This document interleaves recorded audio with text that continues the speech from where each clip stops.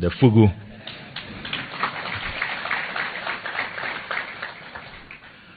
We are all excited about the buzz that the president's deliberate choice of apparel has created.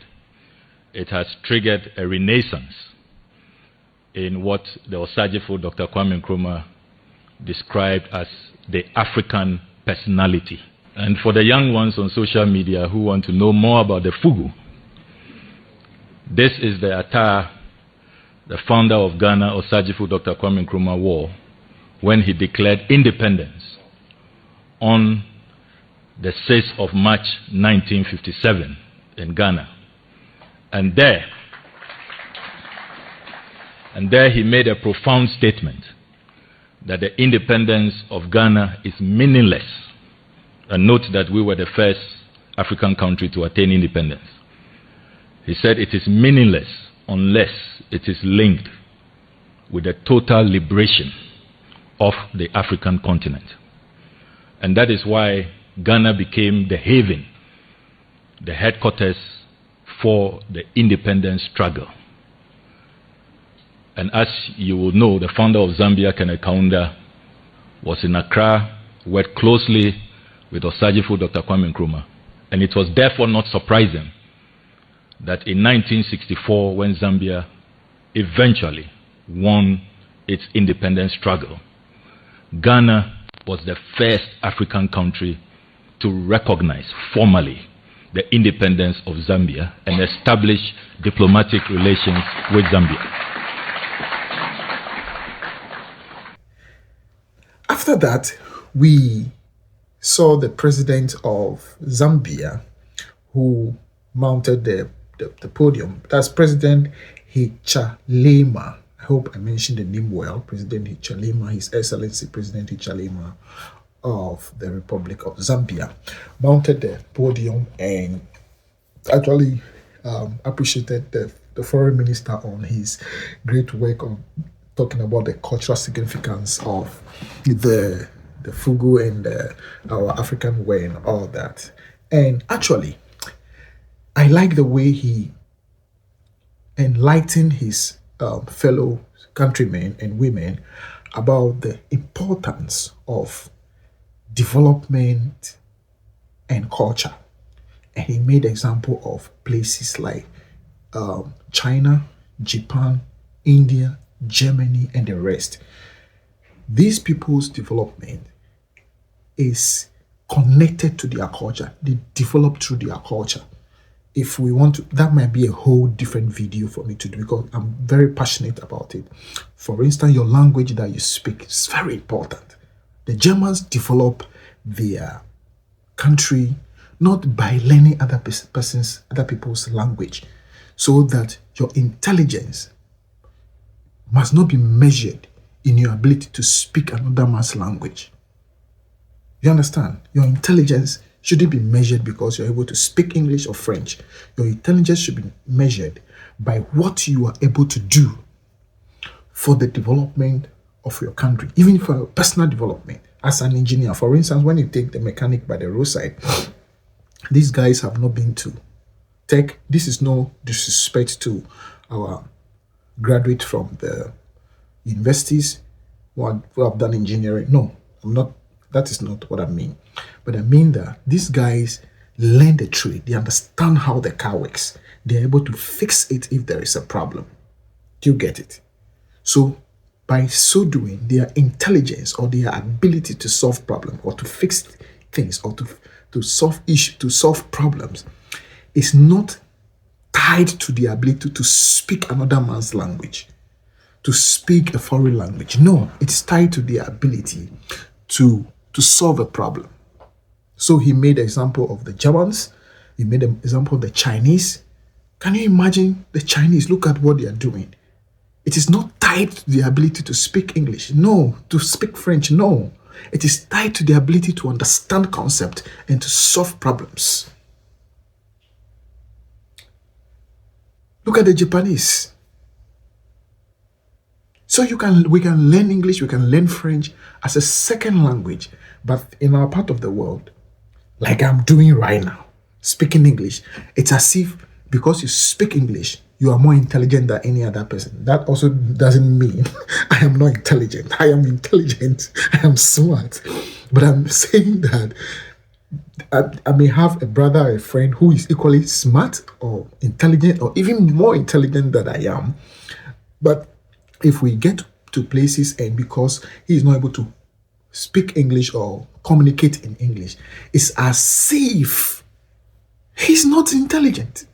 No, we can't measure intelligence by the language of another man. No. So I was so happy when the president of Zambia took the opportunity to illustrate on that. Very, very important. And it was so great. Very happy that the foreign minister you dressed like that. I asked my team to post on various platforms that were associated with that. President of Zambia will be ordering more of that stuff for himself. And you saved my words because you spoke very well about the importance of our culture, our traditions, and you look at the successful countries around the world. Just watch and see inside there. What you see in the Japanese, what they do is embedded in their culture. What do you see in the Germans? It's embedded in their culture. What do you see in the Chinese? What do you see in the Indians now? The explosion of the Indian economy is anchored in their culture. Within the diversity of the Indian culture, you can see threads of what they're doing. Even when they leave India.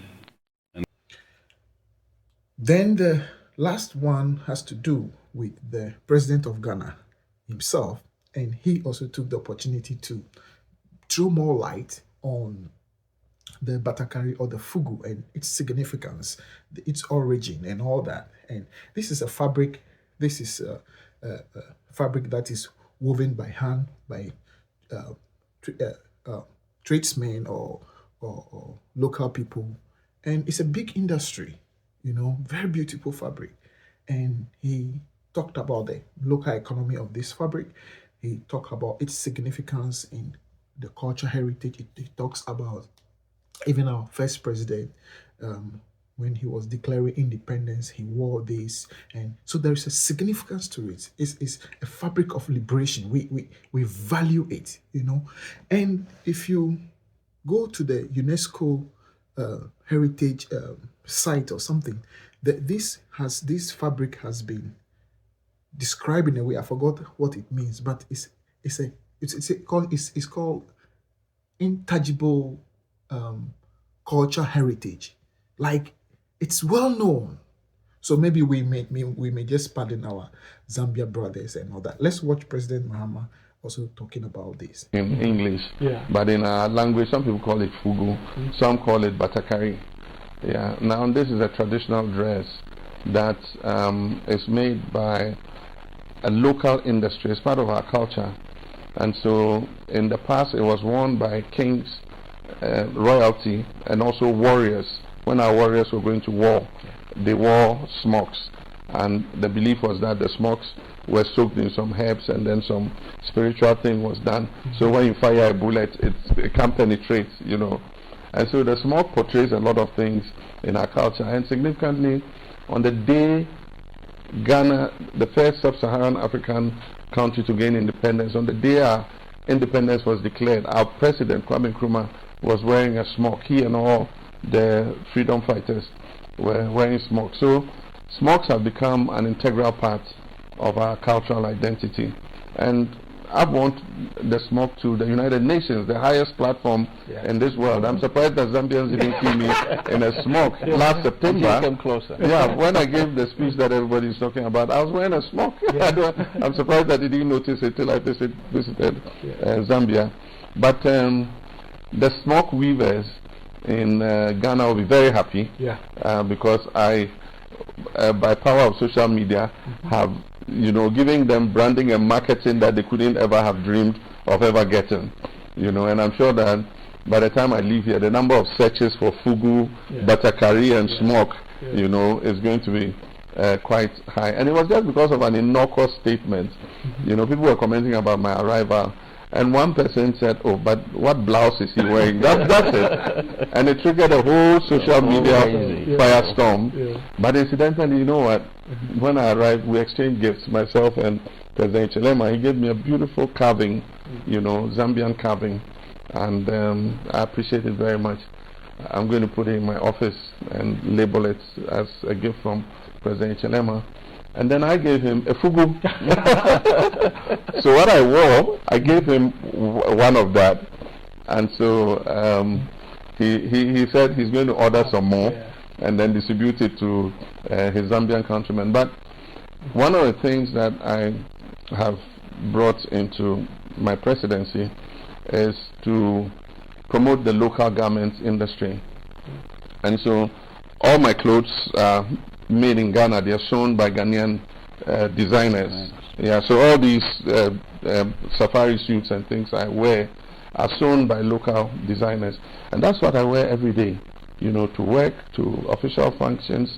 And the thing is, I told President Chilema, I can understand that you wear suits because your part of the continent is colder. Our part is warmer than yours. And so we need to adapt to clothes that make us comfortable in the warmer weather. You probably have to wear a jacket, and so you have to wear a suit or something to be able to keep yourself warm. But we have to wear clothes that will make us feel cooler. And so it's more appropriate for me to dress like this than to wear a suit and a tie in the hot sun. I know something, the fugu is appropriate because you see the sleeves are very big. And then from under to, when the weather is hot, you are able to get ventilation, from it, And so that's it. But I thank Zambians for marketing our fugu for us. And it might become an export item in our bilateral trade. We'll export. And see you. Peace, Africa. Let's learn to value our culture, to value our ways of life. Let's develop through our culture. Let us not develop and throw our culture, our way of life, our food. This is economies we are throwing away. Even our food, we have developed taste for foreign foods. That is putting money in somebody's pockets and creating poverty back home. No, we can't continue to do this. But in all, it's nice. It started like trolling, but at the end of the day, it's ended well, and the local market for fugu is going to grow. People get to know it better. This is the way to go. It also tells us that Africa is so disconnected. If people in Zambia don't know about how their brothers in West Africa live and some of the basic things, and we also don't know much about them in East Africa and all that, in Southern Africa and all that, it tells you that. But we are in Africa. We know every single thing about America. We know every single thing about Europe. That is a problem. So all this development, I think, is great. For instance, the visa. You'll be able to travel to Zambia visa-free. Now you are able to see the Zambia culture, the Zambia way of life, the Zambia economy. You'll be able to know how things are going. The Zambians will also be able to come to Ghana visa-free, enjoy themselves, understand our culture, eat our food, and we'll be able to trade among ourselves. And don't forget, one of these MOUs that is signed was to strengthen the already existing trade between Zambia and Ghana. Don't forget, we say in 2024, the trade volume between Ghana and Zambia was about $3.8 million or billion dollars, right? That is huge. So we will get there. We will get there. 54 African countries. I hope that in the next 10 years, we will become borderless. We'll become borderless, and we'll be able to trade among ourselves. We'll be able to travel, create tourism within ourselves, and prosper together. Yeah. Zambians, next time, be careful how you come at us. We are very good at banter. All right. See you. Peace. If this video bring value to you and you enjoy it, like, share, and subscribe to this channel, because here we are going to be talking about African issues, socio-political issues, things that are very important for us, for our development as a continent. And this is the time that we are able to talk about the most important things. Like this issue sounds like, oh, fugu and this, and but it's important, very important. Very important. It was just an aside, but the main deal is visa free between these two countries. It's about strengthening trade, it's about strengthening security and agriculture, it's about health, and it's about partnership, it's about tourism, it's about free movement and all that. It's about African Continental Free Trade Area. Huge. This is huge. So this channel is dedicated to issues concerning the continent of Africa, our developmental issue, our socio-economic issues. So don't forget, our leaders, they listen. But what kind of conversations are we having? The conversations that we have will determine how they act. If we go on TikTok, we dance, we joke. Yes, there is a place for entertainment and all that. I agree. But if we let our leaders know we know what we want, look, they listen. Most of those leaders that we have are intelligent, well-intended people. But they realize that the youth of Africa, most of African countries, are interested in other things. So they, pass by. But when they realize that we know what we want in this 21st century and we are demanding for it, trust me, they will listen. And we are in the age of social media. Everybody, like I'm talking to you right now, I'm recording this in my room. But if I post this video, you will be able to see it in any country you find yourself. Let our voice be heard. Let our voice be heard. You know the power of social media. If we all go on TikTok, on Facebook, on YouTube and all that, and we are demanding accountability from our government, we are telling them this is what we need. If they hear it 1, 2, 3, look, they have no way. They'll begin to realize that, no, these guys are different from the other guys 10, 20 years ago. This is the power, this is the new age we are in.